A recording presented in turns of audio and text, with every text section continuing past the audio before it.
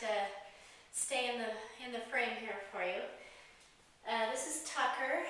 Today is, let's see, October 23rd, 2013. And we're going to give you a brief training demonstration of the training that he's had. So the training program can basically be broken down into 4 areas. It's actually 5 areas. Socialization is a huge, huge part of it. And that kind of goes throughout the whole training program. But other than socialization, there's manners, obedience commands, house training, and leash training. And I'm going to go through all 4 of these components with you and demonstrate what he's learned. Some of the things are more demonstratable than others. So primarily what we're going to be seeing here today is manners and obedience commands. But I'm going to touch on house training, and we'll demonstrate some things about the leash training as well. So I'll go ahead and get started with the manners portion. So there's a lot of manners that Tucker has been taught, and they've all been kind of outlined and detailed in his training manual. Some of them are placed on command, but many of them are not placed on command. They're just behaviors that he's been taught. Good boy.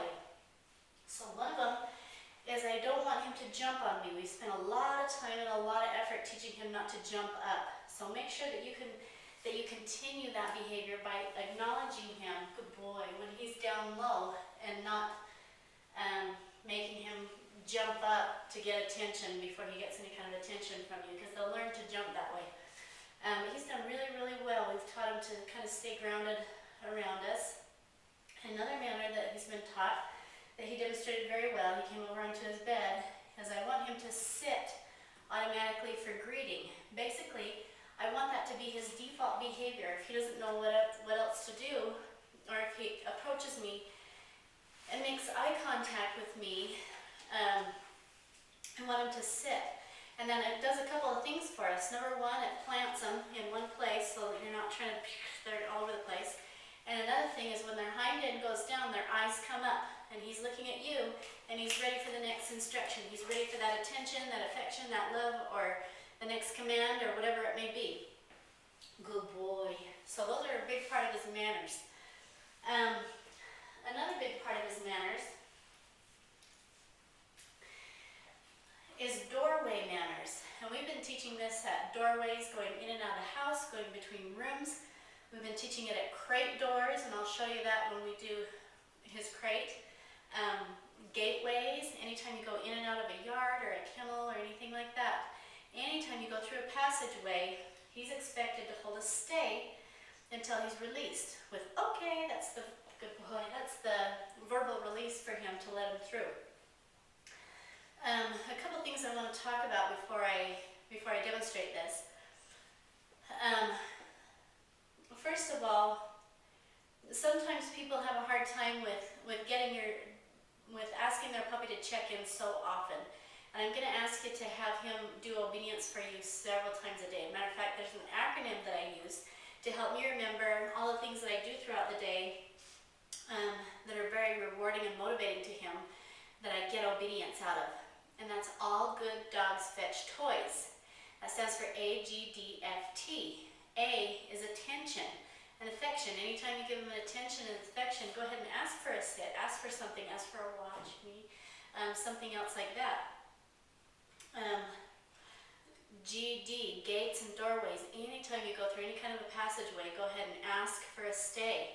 And you can lengthen your stays and you can expand your obedience at those times, because he's very, very motivated. He wants to get through and follow you and be with you. So go ahead and use those times. Food is obviously very motivating, and toys too. You know, sometimes depending on the mood, sometimes he's more motivated by a toy than he is by food.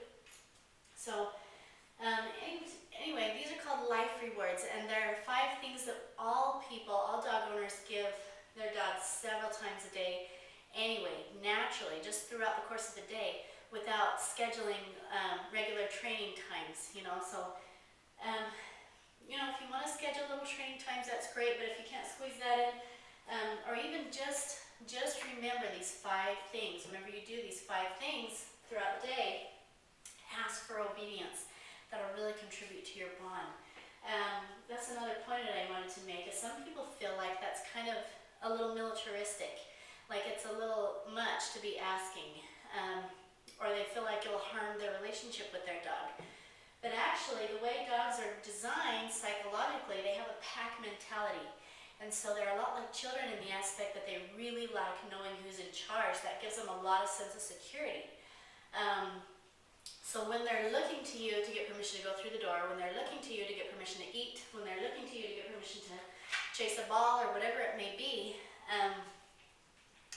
that act in and of itself is actually contributing to the bond that that dog has with you, because he views you as the leader, and that gives him a sense of peace and security.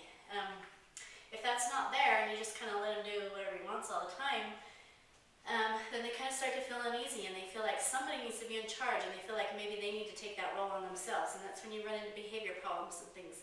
So go ahead and use these natural life rewards, A, G, D, F, T. Use those things.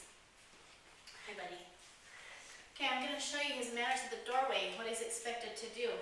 I don't care what position he's in, I don't care if he's sitting or standing, I just want him to stay and wait for a verbal release before he's allowed to go through. This is a really important manner, especially for a large breed dog, like a golden retriever, because it can be dangerous to have it busting past you to get out the door. You know, they get really excited to go outside, and a lot of dogs get in that habit, and you can knock people over or children or something else. So let's go. Come.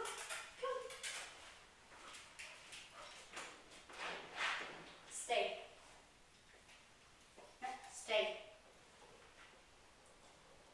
Okay. Good boy. Come back in. Come. Stay.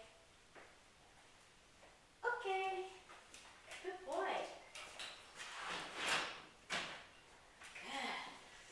I just wanted to make a point there, as you're probably starting to see how or hear the commands that I use and how I say them. Hi, buddy. I use a lot of voice fluctuation in how I say the commands. Dogs, the way they communicate with one another, they pay a lot more attention to the voice fluctuation and to body language than they do to actual words, because they don't use words with one another. It's all about how something is said, and what the intonation is. So go ahead and make use of that. They respond very, very well. If you need them to kind of stay put and control themselves, like you're using some kind of a stay behavior, like a stay, or go to bed, or down, or sit, use kind of a commanding, authoritative voice. If you notice when I asked them to stay at the doorway, I said, stay, in authoritative tone of voice. And then, when you want to reward, you want action, you want animation, use kind of a light, chipper tone of voice. If you notice when I give him the release to go through, which is okay, okay, I said it in a really chipper tone of voice. Okay, not only is that his release, good boy, but that's also his marker. So that's the word he's been taught to let him know right in the moment that he did the right thing. He did what was expected of him. And so that's a very, very rewarding word for him to hear. So go ahead and continue to use that. Use, okay, good boy. You see, it gets his attention very, very quickly. And it lets him know that he's released, he's done it correctly, whatever command you've asked him to do. So we've talked about, good boy, jumping, automatic sitting for greeting. And if he forgets to sit, expect him to forget a few things every once in a while. He's not perfect yet. But if he forgets to sit for a greeting, or if he's greeting a child, he's really excited and he wants to lick their face, go ahead and ask him for a sit before you interact with him, before you give him that attention. Just ask for a sit. Good boy. Yeah. And always ask him to sit before you engage and interact with him. So meal times, we talked about A, G, D, F, T. F is food. You feed him twice a day. And go ahead and just ask him for a stay.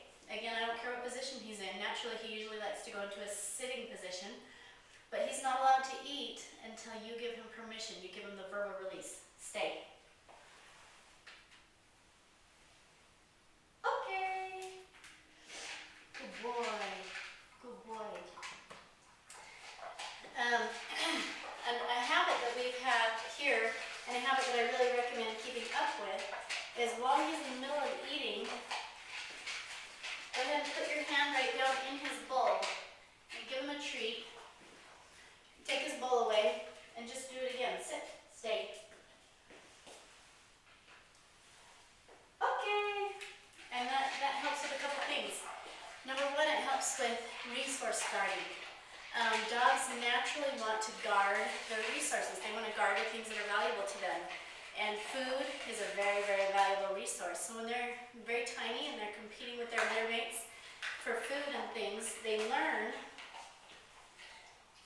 to growl and snip and fend each other off so that they can eat. So we've kind of reversed that by helping them to anticipate seeing your hand in their food bowl.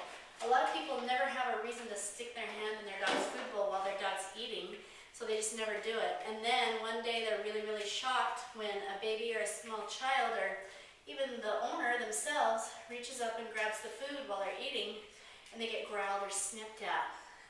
It's a very, very natural reaction for a dog. So we need to consciously just keep reversing that in his mind. And he's done really, really well. And Goldens naturally are some of the least aggressive types of dogs. But just as a catch-all for all dogs, I really recommend that you keep up with that. It's a good habit. So we've talked about the mealtime manners. Also, he's been taught to be very, very gentle with his teeth. Dogs' teeth and mouths and jaws are very, very powerful, but they're capable of understanding where the food ends and your fingers begin. And so expect him to use his teeth or his lips and his tongue to very gently take things out of your fingers and not his teeth. If he gets really competitive and excited or something, what did you find? A cute little blankie? And he gets rough with his teeth, the cue that we use is we say gently. We hold on to what's on our hand. We don't let it go. And say gently and ask him to stop using his teeth and use his lips and his tongue to very gently take it out of your hands. So that's another one of his manners that he's been taught. I think that about covers it for the manners portion. I'm going to go ahead and move on to the obedience commands. Good boy. Hi, good puppy. So I'm going to show you come, sit, stay, down, stay, crate, drop it, watch me, and go to bed. Come. Good boy. For the first little while, I really recommend that you get a 4 or 5 foot leash like what he's wearing now, and you just allow him to drag it around, because this gives you a tool to give him feedback. It gives you control. And it gives you a tool to give him feedback on what is and is not appropriate or expected in your home. For example, if he wants to go and climb up on your couch, or if there's certain areas of the home, like maybe your carpet, that you don't want him to be allowed to be on. Hi, buddy. It's really hard to give him any kind of meaningful feedback about that without a leash attached. But with the leash attached, you can go ahead and just grab it and give 2 quick, firm pops and tell him no, and then hurry and redirect him to what he is supposed to be doing or where he's supposed to be, and then reward him and praise him for being in the right place or doing the right thing. Hi, you just turned a crate to get a treat, huh? So, and I mentioned this when I talk about come, because when he first, come is a very, very important command. It's a foundational command. It's one of the very first ones we teach. So he's had several hundred repetitions up to this point. And it's something that you absolutely do not want to lose. And it's one of the easiest things to lose by far. A lot of people kill their come really, really fast by simply not making it rewarding. You know, you generally only call your dog to come whenever you need to lock him up, or he's chasing something really exciting and you don't want him to, like a neighbor's cat or something, and you end the fun. So don't make come be equal to end the fun all the time. And then also keep that leash attached, so for the first little while, he's expected to follow through. So if he doesn't follow through for whatever reason, you can give a little tug on the leash and bring him to you, so he never learns that he could get away if he wanted to. It's just never a doubt in his mind that when you call come, he's absolutely expected to come. So sit. There's 3 hand signals that he's been taught. The first is sit. It's a little scoop up over the nose, just like that. And if it helps you to remember, that's how he was taught to sit, is we lured his nose up till his hind end went down. The second command is stay. You just make a little stop sign with your hand like that. Stay.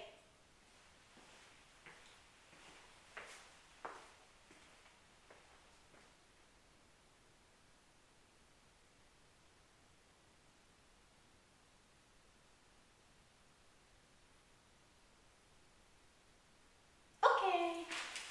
Good boy. That's a good puppy. The third hand signal is a down. I've got a treat tucked in here. Just make your hand flat. Always start in a sit. When you're going to do a down, start in a sit. And then just take it down to the ground. Say down. Good. Stay.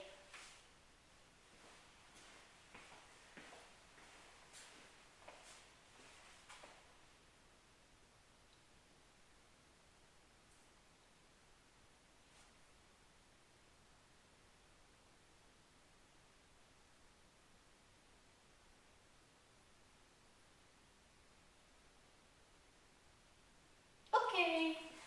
Good boy. And those are the 3 hand signals. Now with the hand signals, dogs are more visual learners than they are audio learners. So they tend to respond quicker to hand signals or to your body language than they do to the voice commands. But he knows both and he's responsive to both. Good boy. He's trying to be in all the right places. Have you noticed that? We've taught him that on his bed and in the crate are the happy places to be. And so he keeps jumping from one to the other. I don't know if you've noticed that. Anyway, so we've done come, sit, stay, down, down, stay. Crate. He's obviously outgrown this crate. I have a bigger crate that I use, but I left it. Anyway, so we're using this one. The hook going on and crate. Okay, good boy. Stay. Stay.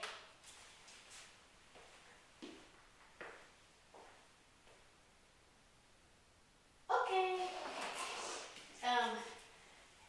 A lot of time and care has gone into teaching them to be comfortable and happy and enjoy his crate. And the reason for that is that the crate is going to be one of the most handy tools that you have. It prevents a lot of things, a lot of dog drama is what I call it. And that's destruction, house training problems, being around your neighbor's feet or your visitors when they don't like dogs or whatever. It's just kind of a no-brainer. If you're in the house and you just need to leave for a couple hours, just put him in his crate. You don't have to worry about chewing the blinds or anything else like that. And initially, they don't like being locked into their crate. They're kind of uncomfortable with it.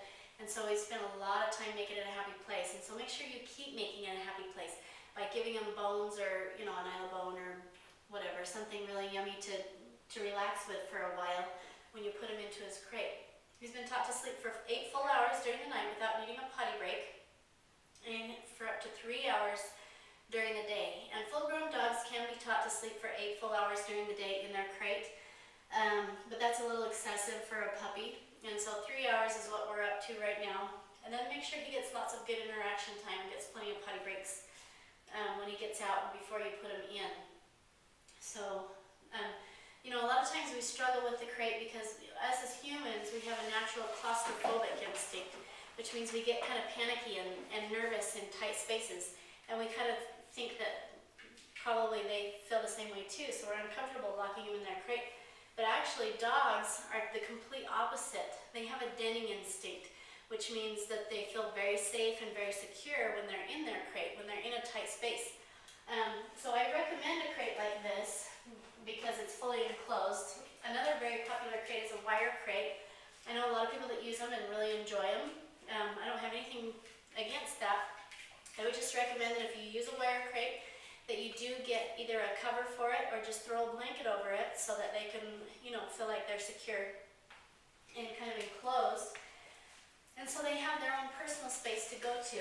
And a rule that I recommend, especially a house with little children, is that if the dog goes into his crate on his own to sleep or relax or be by himself, that he's allowed to, that he's off limits basically while he's in there. Because we all kind of need our own personal time. We need some downtime, and sometimes we've just had enough with the play or whatever else. And so we expect him to respect us in that manner, so let's go ahead and respect him that way too. And that'll really help your relationship and help him to feel very safe and secure in your home. So drop it. I'll get a toy here. Ready? Set? Okay. Good boy. Good boy. Drop it. Good. Okay. Make sure with toys that you always ask him to release it to you and actually open his mouth and allow you to have it. Don't ever pull things out of his mouth or pull things out of his teeth. That can be a really bad habit. And can teach him to grab at your hands and stuff. So make sure you always ask him to release. Good boy. Okay. And that's part of his manners as well. Watch me. Okay. Good boy. Watch me. Okay. Okay, watch me is, you know, along with come, is one of the most critical commands that he has. It's a foundational command, so it's been taught from the very beginning. And it can be an absolute life-saving command. You know, if he's headed out into traffic, or if you drop something on the floor, or, you know, he's going to go chase whatever, your neighbor's cat or something that you don't want him to do, you want a command that's going to get his eye contact and his attention immediately. And that's what watch me does for you. Good boy. The way dogs are designed is they're not like us. We can be looking at one thing and thinking about something completely different at the same time. Dogs are not capable of that kind of multitasking. So whatever they're looking at is 100% what they're thinking about, even if it's only for a split second. That's what they're thinking about. So if you can get his eyes and you have his attention, and then you can call him to come or do whatever else, but you've basically distracted him from his distraction. Good boy. So I would really highly recommend that you continue to practice that command several times a day and always have a very valuable reward ready for when he follows through, so that when you need to give it in that crucial moment, whether you have a reward or not, he doesn't even think about it, he responds. And while we're on that note, I just want to talk about, you'll probably notice that I use a lot of food treats, and I use a lot of rewards for him when he follows through. And at first, for the first couple of years I was training, I really kind of struggled with that, because I noticed that when I had food on me, they were really responsive, and when I didn't have food on me, they would kind of ignore me, and I felt like they were getting kind of treat spoiled. And I didn't want to have, you know, food rewards on me all the time. And so what I've found since then, taking dogs up through advanced obedience, is that for about the first 8 to 12 months of their life, the more consistent you are at rewarding with a high value reward every single time, as much as possible. We live in the real world. What you're going to do is essentially you're going to drive those behaviors into automatic behaviors. It's going to become a muscle memory thing, right down to the point that when you give a command, his body is going to respond before his mind even has a chance to think about it. And what happens at that point is when he hits that transition point, that you've driven that into automatic behavior, that he's just going to respond whether you have a reward or not. So there, you know, when he makes that transition, you're not going to need to have rewards on you all the time. For example, my personal dog, he's about 6 now, and he gets a food reward maybe once a week. But he still does what I ask him to do the first time, every time, just because it's just what we do. And also, once they've matured to a point and his relationship with you has matured to a certain point, then he's just going to follow through, because that's what he's supposed to do. But always, every once in a while, keep rewarding him, throughout his life. Make it rewarding as much as possible. And it doesn't always have to be food. Like I said, sometimes a toy is more rewarding than food. Play can be very rewarding. Getting out of the house can be very rewarding. Attention, sometimes they just love attention and affection. So all these things are valuable rewards to them. So make sure you reward it as much as possible, and make sure it's a high value reward as much as possible. So food and play are big ones. Attention and affection are great, but they're not quite as big as food and toys. And so something I recommend to people is they put things around the house, like I call it pouch the house. Basically put little pouches around, put one by your fridge, put one by the front door, put one by his crate, put one by the bathroom. And for the first little while, it's absolutely going to be obnoxious. You're going to see these things around. But when you see those things, it'll help to remind you to hurry and ask for a command, ask for obedience, and your reward will be very handy. You can grab a treat, or you can grab something and reward them right then. Otherwise, you're caught off guard all the time, and either you don't reward the obedience, or you just don't ask for it because you don't want to ask for it without rewarding, because that kind of diminishes the obedience. So, it is an investment of your time. For the next couple months, you need to follow through with that and finish out that learning phase. But it's going to pay huge dividends over the rest of his life. For the next 15 years, he's just going to be absolutely solid, because they're going to be automatic behaviors. Let's see, so we've kind of done come, sit, stay, down, stay, crate, drop it, watch me. Okay, go to bed, it's the last one. Good boy. Go to bed. Okay, good. Okay, so when go to bed, I don't care what position he's in, sitting, standing, or lying down. I just want him completely on his bed, and I want him to stay there until he's released. Okay. Okay.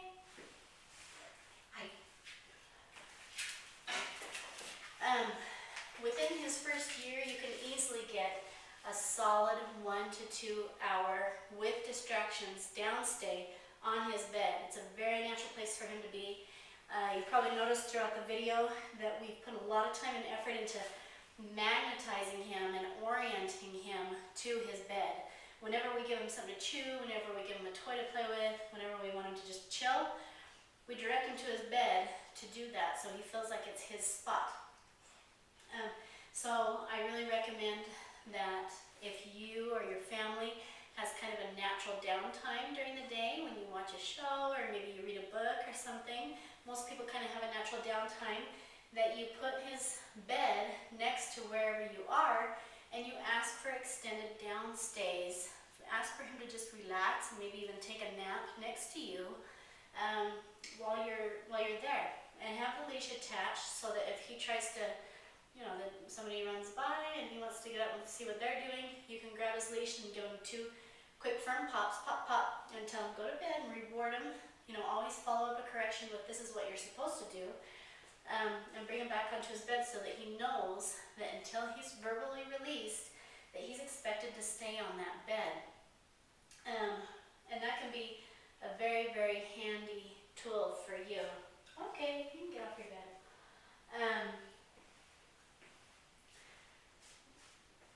Anyway, I had a thought that went along with that. I can't remember what it was though. Good boy. Yeah, that's a good boy. So, that's go to bed. And I just point to the bed